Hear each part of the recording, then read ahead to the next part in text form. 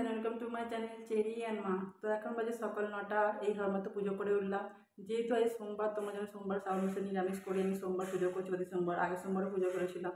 তো সকালটায় স্নান টান করে সমস্ত কাজটা সেরে নিত্য পুজোটা করে নিয়েছিলাম, যেহেতু যে দুধটা আসতে একটু সময় লাগে, আর দুধ না হলে পুজো তো হবে না, সেই জন্য একটু ওয়েট করেছিলাম। তো চেরি যাওয়ার পর দুধটা দিয়ে গিয়েছিলো, তো একবারে সমস্ত কিছু প্রিপারেশন করে রেখেছিলাম, তো এই সময় মতো পুজো করলাম।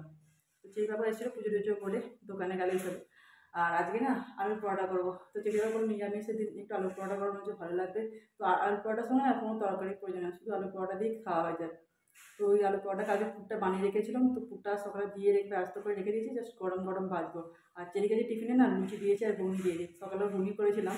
তো চেরিকে টিফিনে অমলেট দেওয়ার এগ রোল, হ্যাঁ এগ রোল, সোমবারে এগ রোল অপশান থাকে, কিন্তু এই কদিন নিরামিষ, এই কদিন কটা সোমবার নিরামিষ করবো। চেরিকে লুচি আর ঘুগনি দিয়েছি। আর চেরি না ওই ঘুগনির যে ঝোলটা থাকে, গ্রেভিটা থাকে না, ওটা ডুবিয়ে ডুবিয়ে বেশ লুচিগুলো খায়, কিন্তু শুকনো শুকনো করে দিলে না একদম খেতে চায় না। তো জানি না দিয়েছি টিফিন দিয়ে কতটা কি গ্রেভি পড়ে যাবে কি বলতে পারছি না, যদিও কন্টেনার টাইট কন্টেনার ছিল টিফিন বক্সে। তো যাই হোক, এইসব আমাদের পুজো হলো, এবার যাবো পরোটা ভাজতে, আলুর পরোটা ভাজতে। গরম গরম আলু পরোটা আর ঘুগনি আজকের দিনটা জমে যাবে একদম। তো চলো আগে কি আলু পরোটা নিয়ে চেরি বাবু দোকান থেকে এসে খাই বলেছে। তো আজ সোমবারের স্পেশাল মেনু হচ্ছে আলুর পরোটা, তার সঙ্গে কাঁচা লঙ্কা দিয়ে সাদা সাদা ঘুগনি। আর চেরির জন্য সকালে করেছিলাম লুচি, একটু ঘুগনি দিয়েছিলাম চেরিকে, আর কিছুটা শশা কুচি দিয়েছিলাম, তো কিছুটা রয়ে গিয়েছিল, তো সেটাই এবারে টিফিনে খেয়ে নেবো আমরা। আর এই যে বেলছি আলুর পরোটা, আলুর পরোটা বেলতে না আমার খুব বিরক্ত লাগে। বিরক্ত বলতে না, সেই আলুর পরোটা পর্যন্ত সেই পুরগুলো বেরিয়ে যেত আগে, অনেকদিন আগে যখন করতাম, তবে আস্তে আস্তে করতে করতে এখন ঠিক অভ্যেস হয়ে গেছে। সবই অভ্যেসের উপর ডিপেন্ড করে। আর আলুর পরোটা বা যে কোনো কচুরি না, পুরের থেকে দেখবি ময়দাটা না বেশি শক্ত করে মাখতে হয়। আমার অনেক সময় নরম হয়ে গেলে সেই বেরিয়ে যায় প্রচণ্ড পুরটা। এদিকে চেরি বাবা খেতে চলে এসছে, আর আমার সমস্ত পরোটাগুলো করা হয়ে গেছে, আর এদিকে সাদা সাদা ঘুগনি। তো এই দিয়ে পরোটা দিয়ে খেয়ে নেবো। অনেকগুলো পরোটা করা হয়েছে, প্রায় 6-7টা, দেখি কতগুলো খেতে পারি। বাদ বাকি যদি থাকবে দুপুরবেলা খেয়ে নেবো। আর 3টে মতো মাখা আছে, তা বিকালে যদি তরকারি সমস্ত উঠে যায় তো বাদ বাকি তরকারি কিছু করে নেবো।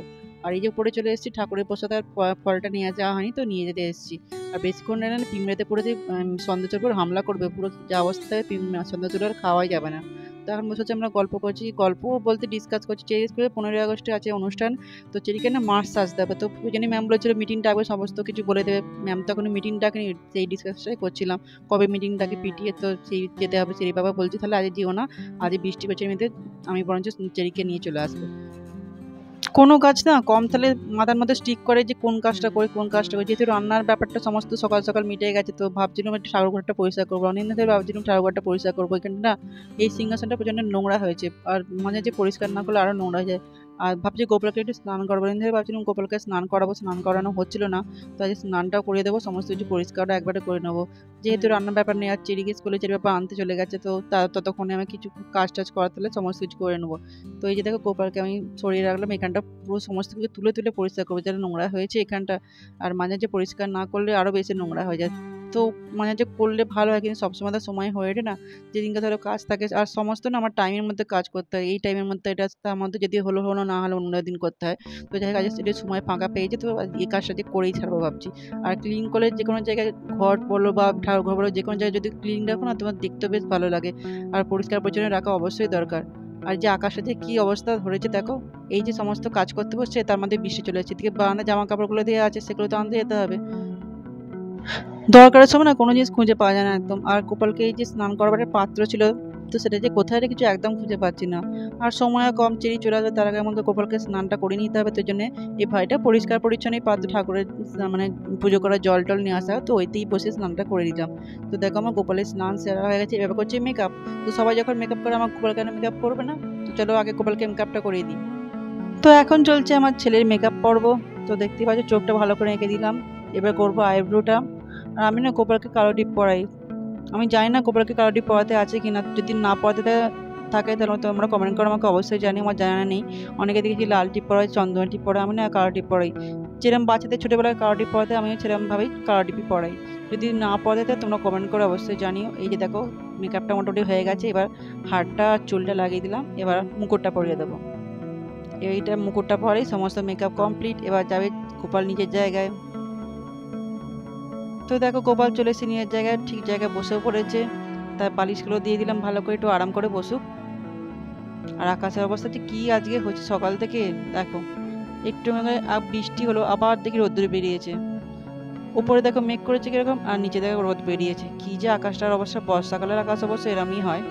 তো আবার বৃষ্টি আজও মনে হচ্ছে। এদিকে চেরি পাপা হচ্ছে রেডি, চেরিকে আনতে যাবে। এখন হচ্ছে পাপা আর চেরি টাইম দুজনে স্পেন্ড করছে। তো আজকে কি জানি না, চেরি কি হচ্ছে পাপাকে ঘুমতে করে আদর করছে দেখো। আর বাইরে হচ্ছে অঝরে বৃষ্টি, চেরি যাবে পড়তে, চেরি পড়তে যেতে পারছে না। বৃষ্টিটা থামলে চেরি পাপা বললো তাহলে তুমি যেও না, আমি দিয়ে আসবো। সাধারণত আমি দিয়ে আসি, তবে বৃষ্টি করলে চেরি পাপা চেরিকে দিয়ে আসে, কোলে করে নিয়ে যেতে। রাস্তা যেতে অবস্থা ভালো নয়, চারিদিকে জল হয়ে থাকে না। আর চেরিকে যাই বলছি চেরি আমি তোর ভিডিও বানাচ্ছি, তো চেরি আরো বেশি করে আদর করছে পাপাকে। আসলে চেরি না যখন ভিডিও বানাতে বা চেরি যদি যখন চেরি তো ভিডিও বানাচ্ছে, তো চেরি না আরো বেশি অ্যাক্টিভ হয়ে যায়, কেন কি জানি। তো দেখো এখনো চলছে আদর পর্ব, জানি না কবে শেষ হবে এই আদর পর্ব।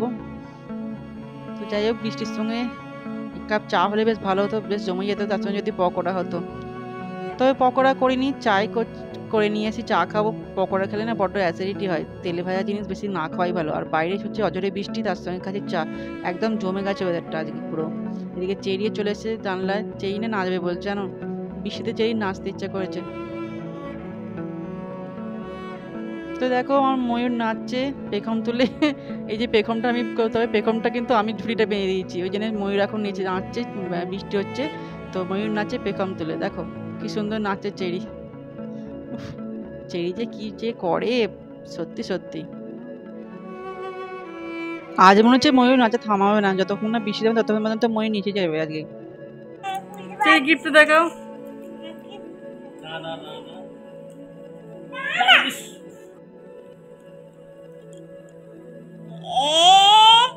ডি আর হ্যাঁ আদ্রিতা। থ্যাংক ইউ বলছো পিসিকে? কেউ গিফট দিলে তাকে থ্যাংক ইউ বলতে হয়। বলেছো তো? খুব সুন্দর হয়েছে, খুব সুন্দর হয়েছে, রেখে দাও।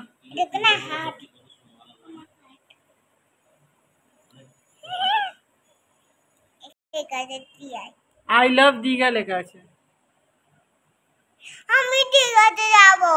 আরে যাবো, দীঘা যাবো আমরা। আগে আমার ললিপপটা খাই। কেন ললিপপটা কেন?